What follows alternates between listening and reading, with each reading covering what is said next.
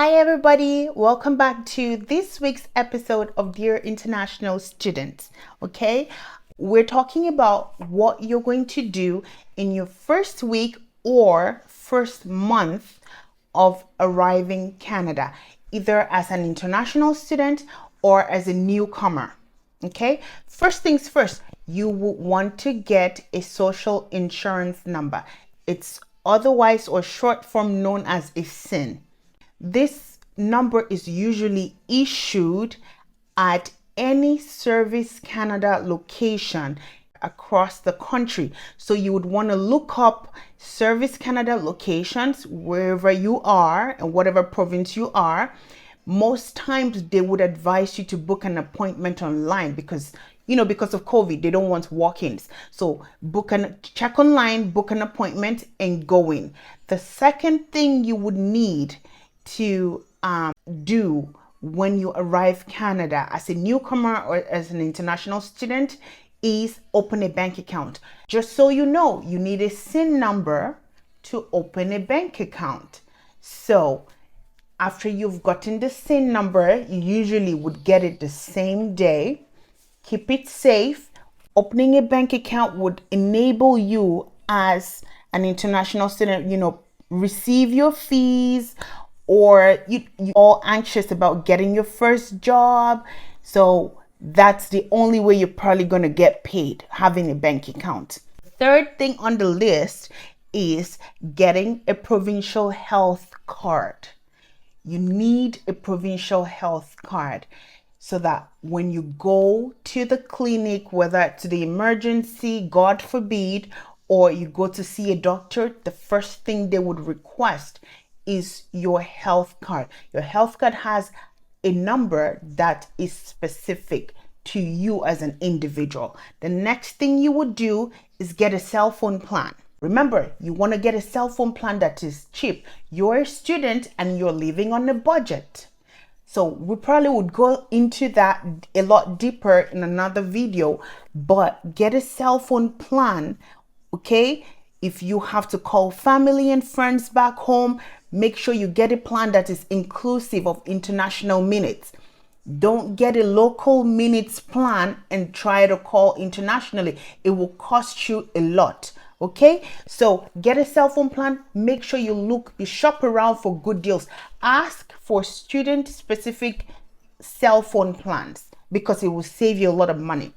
The next thing you would do is create an Indeed account. So Indeed, Glassdoor, Job Bank, create an account and start looking for jobs. If you are here on your own and you need something, to keep you going, just so that you don't get so lonely, okay? It's good to get a job. A job would help you get accustomed to, what's going on around town because you get to meet people.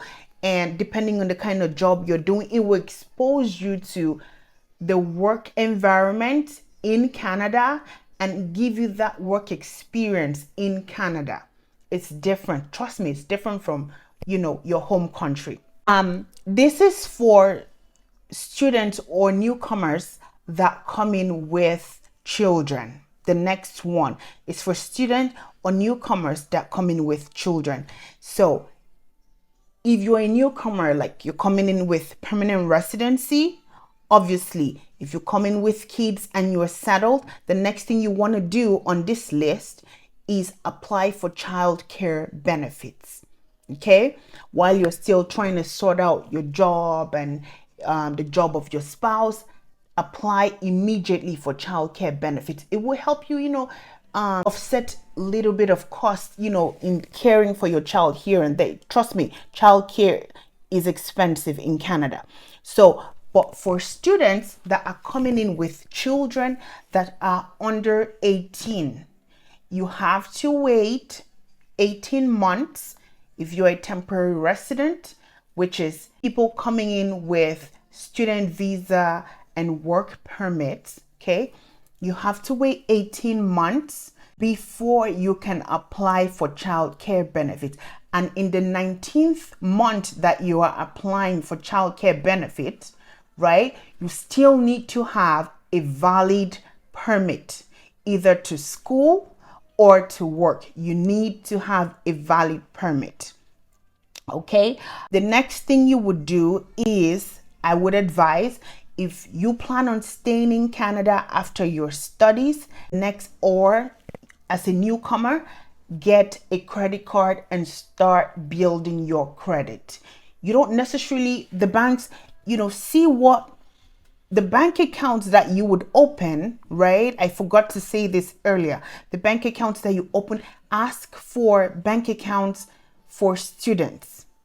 Okay, these are accounts that the banks would give you with no monthly fees. So that's what you should look for as a newcomer or as a student. Okay, then back to the credit card. Okay, if you plan on staying in Canada, right, after your studies, try to start building your credit, regardless of whatever amount of money you have in your bank account.